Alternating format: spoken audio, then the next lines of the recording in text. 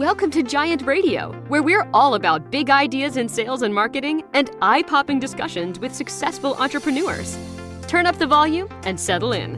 Now, here's the founder of Giant Jacks Media and your host, Paul Hitchcock.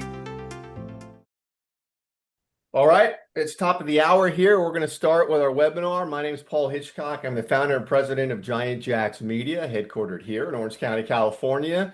And this is my channel where I have incredible entrepreneurs on doing amazing things. And certainly Patrick Ungashick and Phillip Sharp are two of them. Welcome, gentlemen. Thanks, Good morning. Paul. Good morning.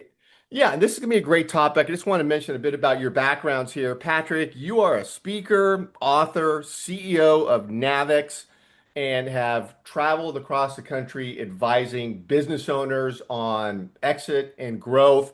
And really excited to get into your whole scenario of exit planning, which is the main focus here.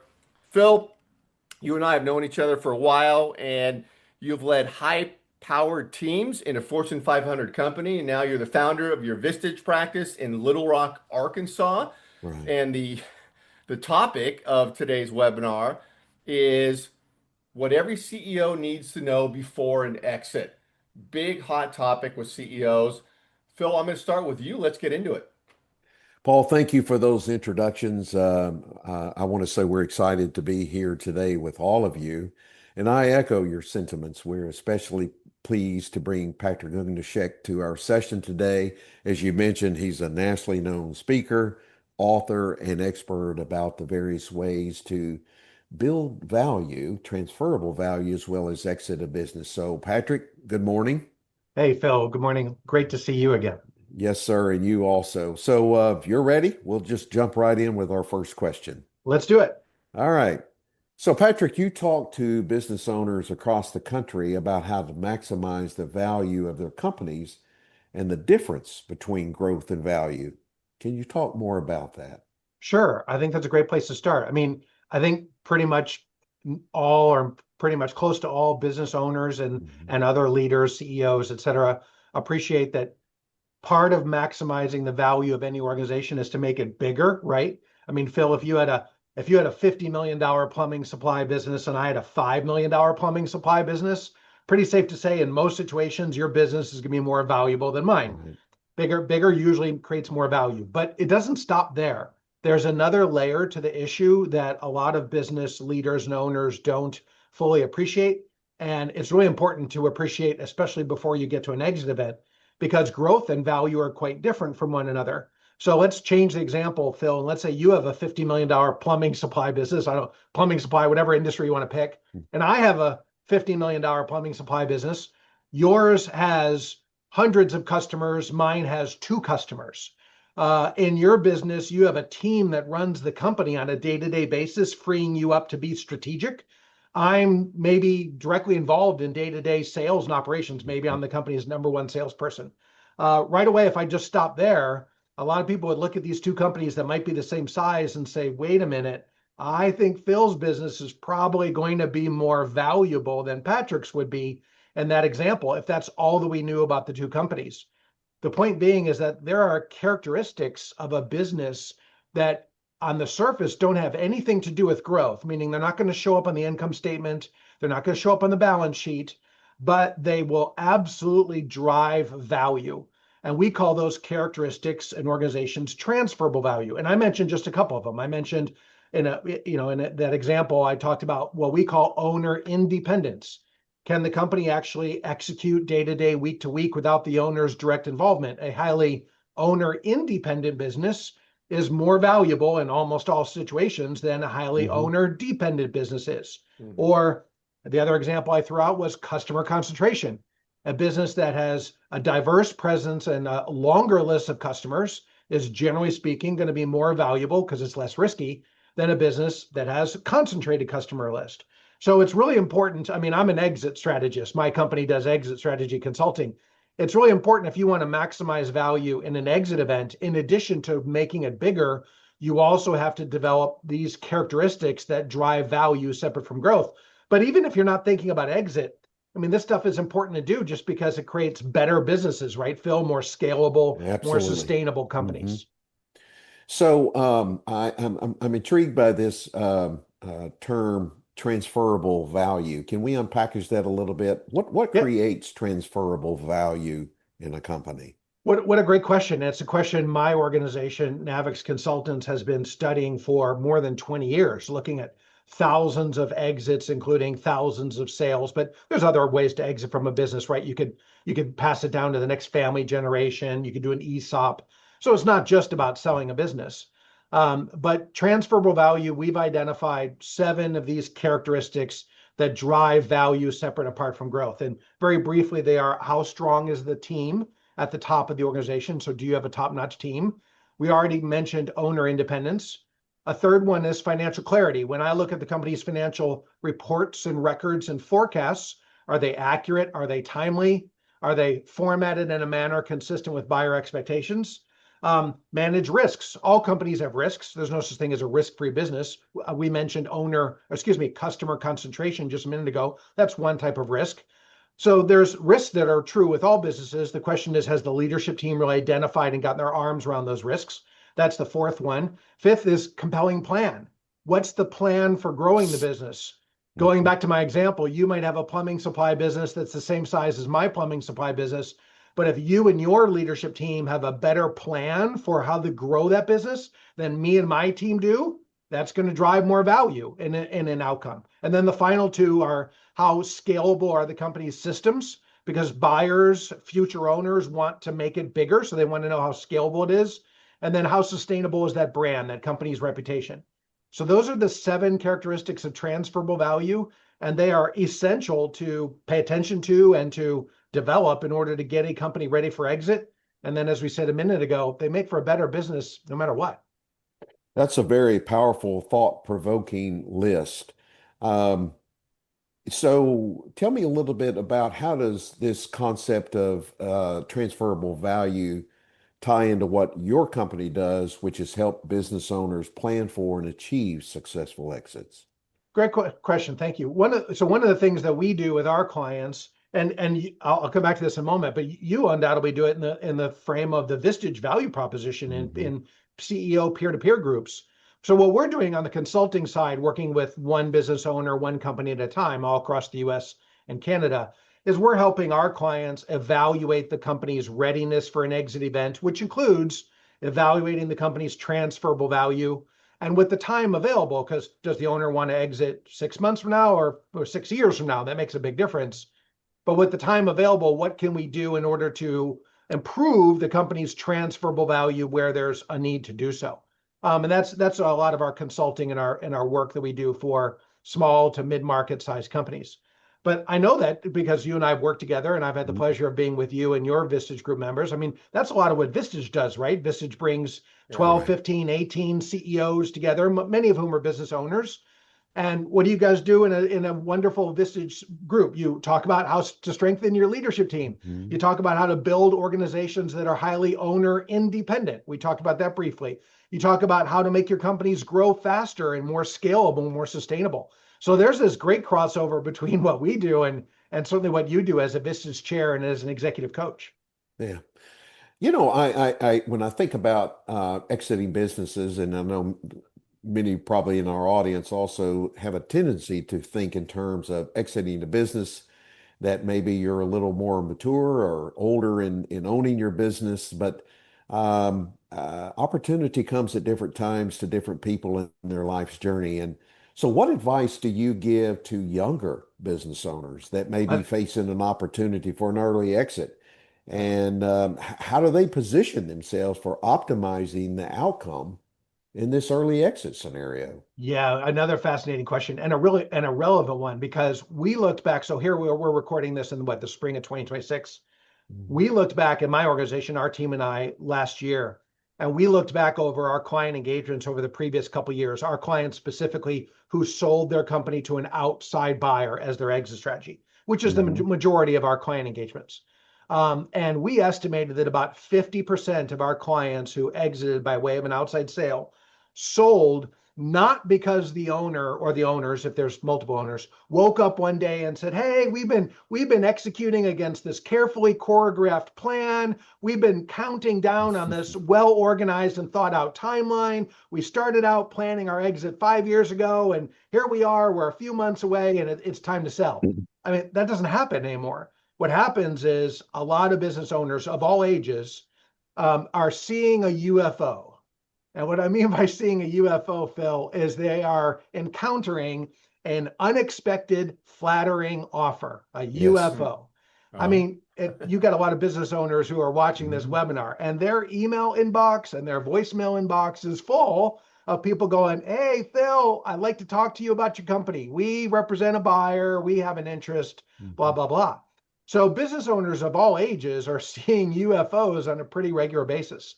And about 50% of our clients, as I started to mention, sold not because they were executing against this well-intentioned timeline. They sold because they saw a UFO, and that got them thinking. And in many cases, they ended up selling not to the UFO they saw, not to the company that contacted them and said, we'd like to talk to you, but just the fact that they got contacted. And maybe they got far enough along the process where they heard some numbers that were pretty exciting. They said, maybe we really do need to think about doing something now, even though I'm in my 30s or I'm in my 40s and I wasn't thinking about exiting anytime soon. Because if you've got a healthy company, healthy, growing, profitable, highly transferable value business, it's absolutely still a seller's market. So bottom line is, I get it. Of course, owners that are maybe in their 50s or 60s are more inclined to be thinking about exit. But I think business owners of all ages need to be ready, because you never know when you're going to see a UFO, and that unexpected flattering offer might be really flattering. Absolutely. I was actually talking with a younger CEO several months ago, and I was comparing it to a football game. And you're methodically following this plan and following the playbook and moving down the field. You're at the 50-yard line, and all of a sudden you're at the 2-yard line, and you have to score, and you have to do it well, and to stay in a position and get yourself in a position to successfully execute and score. It takes a lot of thought and intention and forward looking. I can't help but think about too, Patrick, as you talk about a successful exit. In this particular instance, we're talking about your younger CEOs. As they complete that sale, they have to be very intentional and thoughtful about what's next. What is Right. next going to look like for me? And what does that after sale life look like? And how do I be the best version of myself and successfully living and enjoying my life's journey? Fascinating conversation. I know, as we mentioned earlier, that you're an author, and I've had the opportunity to own several of your books. Tell me a little bit about the books that you've written on this topic and where they're available. Great, thank you. So the first one, I love the football metaphor, because the title of my first book is called Dance in the End Zone. Because I think exactly, if I'm a business owner, that's what all business Excellent. owners eventually want to do. And you're right, it goes back to where we're talking about, seeing UFOs and unexpected offers. It used to be that classic, I'm going to own a company for 20, 30 years. We're going to carefully Yeah. march down the field. But in today's world, you do have to be ready. If you're standing at midfield on the 50, to stick with the metaphor, you do have to be ready to, make the big play, and you might get there a lot faster. There's another way to look at the same point I found, which is, Phil, because you do it as an executive coach and as a Vistage chair, we do it in a consulting relationship. A lot of business owners, when you start to talk about exit, say, are you ready for this? Is your company ready? And very often the answer is no, we're not ready. Again, because maybe you're not planning on doing anything anytime soon. That's fine. But when a business owner acknowledges to you or to me or to themselves, "Hey, you know what, we're not ready for exit," I think the most important question to ask next is, well, why not? And whatever the answer is to that question is always a weakness. It's a weakness in the leadership team. It's a weakness in the company financial results. It's a weakness in the company's size, or maybe a lack of a plan for growth going forward. Maybe it's undercapitalized. Maybe there's multiple owners and maybe they're really not on the same page or not aligned. Again, whatever the issue is, oh, we're really not ready for exit. Fine, no big deal. Let's talk about what the barrier would be. What's the weakness? And then let's fix it, because that's the business we have to be in as business leaders and advisors, is helping fix weaknesses. So That's right. back to the books. Dance in the End Zone is the first book. And then the second one that I've written specifically about this topic is called A Tale of Two Owners. And Phil, as far as I know, that book is the only book out there that is specifically designed for business partners to talk about how to get ready for exit. 70% of lower to mid-market, so companies with a value between a couple $1,000,000 and a couple $100,000,000, 70% of low to mid-market sized businesses have more than one owner. Business partners are the norm. They're not rare. They're the most common situation. And if you co-own a business with somebody else, well, then you're in the same boat, in the same river, going down the same stream together. And you've got to figure out with your business partner or partners, you got to figure out an exit strategy that works for everybody. So that second book, A Tale of Two Owners, is specifically guiding business partners through this journey. Both books are available Amazon, anywhere you get your books, both hard copy and ebook as well. So I would also mention a third book that you've written, A Day for Leadership, is a fascinating book, a little bit different topic, but if you're a history buff or a follower of World War II like I am, it's fascinating how you talk about various leaders and events associated with their leadership, and then unpackage that with great tips and exercises for today's leader. Again, a great read, and thank you. So, Patrick, as we begin to count down to the wrap up, I'd like to ask you, you've mentioned Vistage a couple of different times. What has Vistage meant to you? Oh, Vistage meant so much to me. I love that question. So as those of us who've been around a long time, Vistage used to 20 years ago be called Tech, TEC. And Phil, when I started working, 35 years ago, my first boss and my mentor was a speaker to tech groups. It was called Tech Talks back then. And so here I was a long, long time ago, the 21-year-old kid in the back of the room while my boss is talking to business owners and CEOs about exit strategy. It's amazing how life is a big wheel, isn't it? Yeah.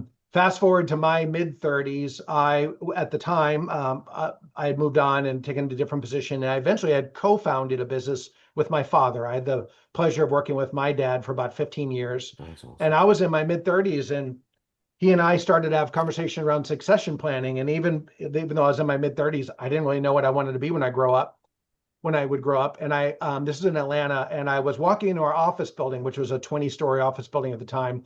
And I'm going to push the up button on the elevator, and there's a handwritten sign taped right above the elevator button, and it says Vistage meeting that way. And I was like, oh, Vistage, our tech, I remember Vistage. And I said, maybe Vistage is for me at this point, given where I was in my journey. So I called an 800 number, and a few months later, I joined a Vistage group, and I was a member for 12 or 13 years. My book came out, and I became a Vistage. My first book, Dance in the End Zone, came out, and I became a Vistage speaker.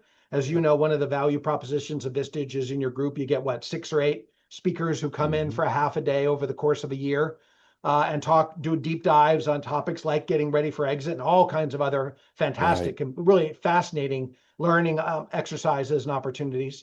So eventually I had to give up, regretfully, I had to give up my Vistage seat because I was traveling so much speaking.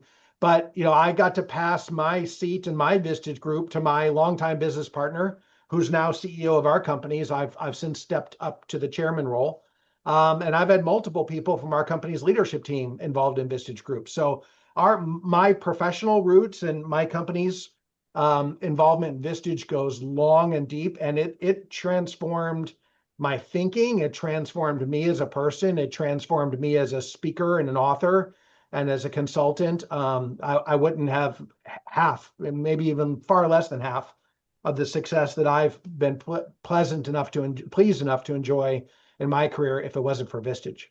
Well, thank you for sharing that testimonial and the tremendous value you bring to the Vistage community. Yeah, Phil, what can I add one thing? Can I say go? one Yeah, a Paul, question? sure. Yeah, because it ties into what you're talking about. I know Vistage well, and through you, Phil, and others. But Patrick, and we all hear this stat about businesses that don't survive like the next generation of owners, right? There's like some big fat number. I don't know how accurate it is, like, oh, 90% of, these private businesses never make it to the next phase. And I know Vistage increases the likelihood of success for these businesses going on, but why don't the vast majority of these businesses make it to generation two and three? What's going on where they're just one and done? Well, I mean, part of me, Paul, wants to say because they don't have really good exit planners. That might be part of the answer. Of course, of course, of course. We know that. That's a given. I think one of the there's a number of answers. To me, I think the most important one, and I did say with all comfort and candor about what a important impact Vistage had on me. Probably the biggest lesson I learned from those years as a member is I think a lot of CEOs and business owners are misled, and I was absolutely one of them, unintentionally, accidentally misled, misinformed in one critical sense. And that is, I think a lot of business owners and CEOs, again, me included, wake up every day and think, my number one responsibility today is to build a great company. That's why I'm getting out of bed. That's why I'm excited to get out of bed. That's my job today and tomorrow, and it's going to be my job next year. Build a great company, and the year after that, and so on. I disagree. I think that's a misconception. I believe, this has taught me this, that my responsibility as a CEO, when I was a CEO and a business owner, is not to build a great company, but to build a great team. And the great team builds the great company. And I don't think that distinction is just word games, because if Phil is the CEO of a business, Paul, and I'm CEO of a business, and Phil wakes up every day and says, my job today is to build a great team, and I'm CEO of a business too, and I say to myself, my job today is to build a great company, we're going to do very different things over the course of that day. Phil is going to be spending time with his people, checking in with them, seeing where they are, what barriers do they need knocked down by Phil to support their success, coaching them up where they need to, congratulating them where they're being successful, holding them accountability, developing and training them. And then that's what he's going to focus on. That's going to be his top priorities every day. Me, I'm going to wake up, I'm going to do some of that, but I'm also going to be thinking about the next customer. I'm going to be thinking about what's our financials look like from last month. I'm going to be thinking about maybe a new product launch or a new location opening. I'm going to be pulled in so many different directions pursuing building a great company. Phil's going to be focused on building a great team. When you focus on building a great team, then companies, not only do they grow, but they last. They survive to that next generation, to finally answer your question, Paul. So Vistage taught me that, and I think that's one of the biggest takeaways. And I think when CEOs and business owners understand, no, your job is to build a great team, not build a great company, it completely changes the mindset.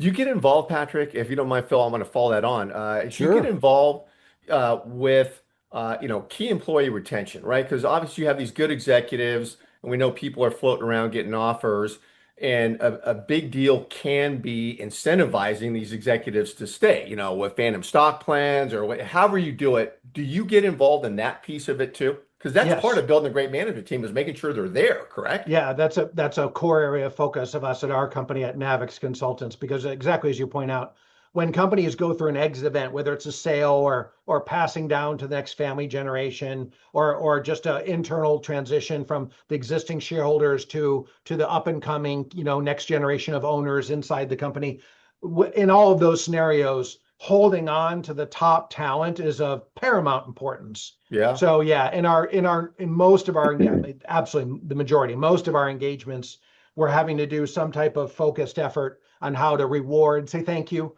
and also how to retain top people using a variety Oh, of those types of programs. That's correct. interesting. Do you bring in legal counsel, and do you have a team that gets involved in certain aspects of that? Yeah, and in any sound exit plan and all the components involved with it, there absolutely are tax and legal elements in almost every single situation. So as exit strategists and consultants, we're almost always working alongside the client's existing tax and legal advisors. That's correct. And Who's the that's court? I was I'm gonna say, sorry. who's the quarterback in that scenario? Because you just mentioned the tax, legal, you're Yeah, focused on a different area. Then there's people advising what after the sale of the business. Who is the QB? typically us. Okay. Okay. Typically Yeah. us. Yeah.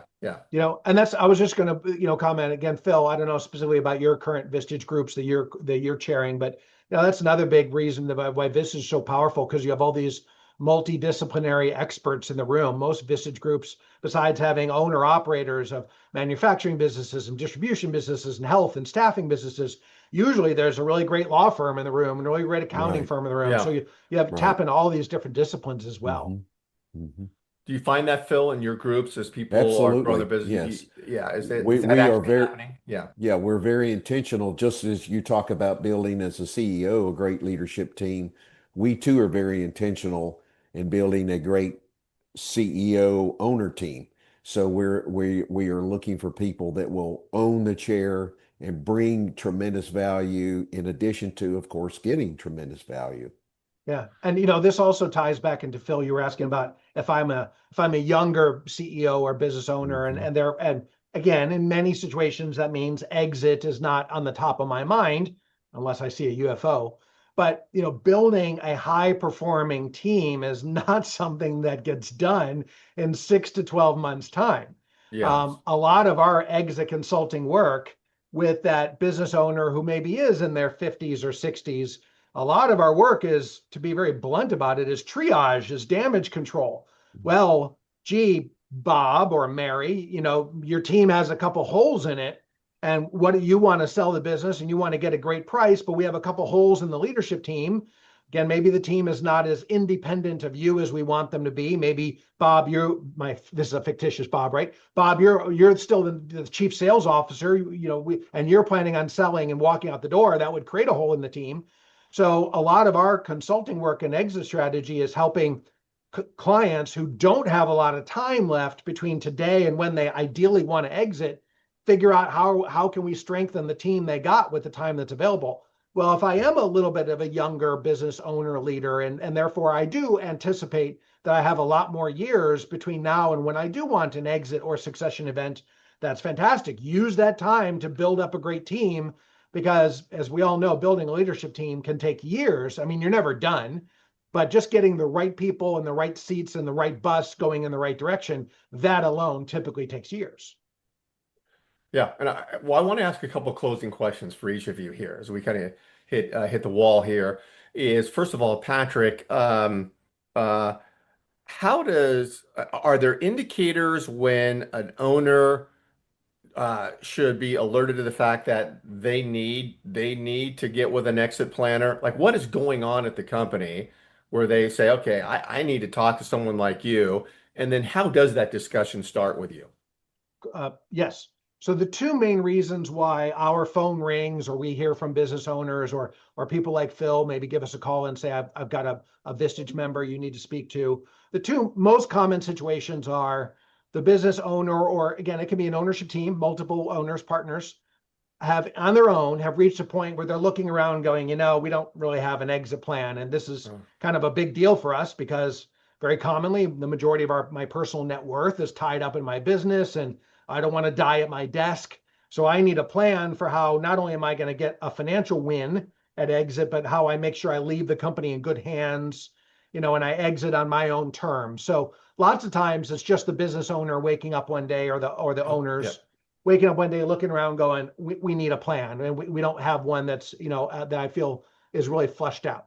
The second most common scenario I already mentioned is it's the business owner, the CEO, who goes to work and exit is not even close to anything on their Yeah. mind, and they see a UFO. They're reading that Yeah. email, and it says, hey, Phil, we're interested in your business, we'd like to talk to you. And you realize, again, a lot of that's spam, but you realize it might be legit, and all of a sudden it is scramble mode, and we get phone calls trying to help people navigate through that situation. And then what And happens? do you have an introductory call or something with Yeah, somebody? sometimes with me, it could be other member of our team. We've got a really great team, but yeah, we'll just do an introductory phone or video call with a business owner or CEO, and just understand their situation, talk through where they are. And again, Paul, to be blunt about it, most of those calls don't turn into any immediate Right. Yeah. work for us, Yeah. but Yeah. very, very often they do. And we're always happy to talk to people. Yeah, love it. And Phil, I want to ask you, what seats are open with you? Who are you looking for? What type of leader for your Vistage group there? Well, we look for leaders that are as diverse as our group is, and our leaders are. They have a couple characteristics that I have found that they have in common. Is they are relentless in pursuit of excellence and they're lifelong learners. And when you bring those characteristics to a team of high performing CEOs who are looking to grow their business, become better leaders, make better decisions, and be the best version of themselves, you are in a setting to be challenged to be at next level, both personally and professionally, and in all aspects of your life in your life's journey. So we are looking for people who want to be challenged and they are wanting to be that best version of themselves in their business and all aspects of their life and are willing to bring value as well as receive value. And you're taking non-competing industries in your group, correct? That is correct. Yes, Yeah. sir. So all of our members have a say in who is selected as part of the group, and we're very intentional at looking for again people that bring that value and meet the criteria that we're looking for. And it's a wonderful setting to see people growing and becoming that best version of themselves and showing up in bottom line results in their life. Yep, I Yep. know Vistage, love it. Yeah. Patrick, Phil, yeah. Phil, when I told you that story about seeing the note on the elevator button and Right. Vistage meeting down the hall. Uh-huh. So when I first sat down with the gentleman who later became my Vistage chair for many years, what he said to me that just kind of hit me like a 2x4 was he said, look, as you know, Phil, Vistage, you meet one day a month, usually the same day, like the second Tuesday or Hmm. third Thursday. And he said, look, there's basically 22 business days in most months. So one day a month is not even 5%. He said, can you afford to not be learning and developing as a leader 5% of the time? And I was Yeah. like, Yeah. no, I can't afford that. Where do I sign? And for me, that was as simple and as clear as that. Yeah. A good Well salesperson. said. That's a great closing Yeah. statement It was there. great. But that I Right. think there's all these incredible ways that the Vistage value proposition comes across. And for me, yeah, lifelong learning. 5% of Yeah. my time is the absolute minimum. Well, as a leader, one of the things that's so apparent if you stop and pause and really think about it is you can only give what you have. And if you're not investing in yourself, then you're not expanding what you can give to others. And do you have a right to expect a return? That's right. So, as a leader, as you talking about building a team, it is imperative and incumbent upon us to invest in ourselves and challenge ourselves, push ourselves, and grow ourselves, and then expand that value through our team. Well said. Well said. Well, listen, I want to remind everybody wherever you're watching this, because we simulcast it everywhere, LinkedIn, YouTube, you may even see it on Facebook or TikTok in some fashion, that both Philip's information and Patrick's information will be around this video. Highly recommend you get connected to both of them. They have a lot of great stuff to pass along, and both have a complimentary call. Get on a call with them, learn more about what's going on. Philip, Patrick, awesome. I know we could talk for 3 hours Thank on you. this subject a lot. Thank you very much for being here. Thanks, Paul. Thank you so much. Take All right, care. we'll talk soon.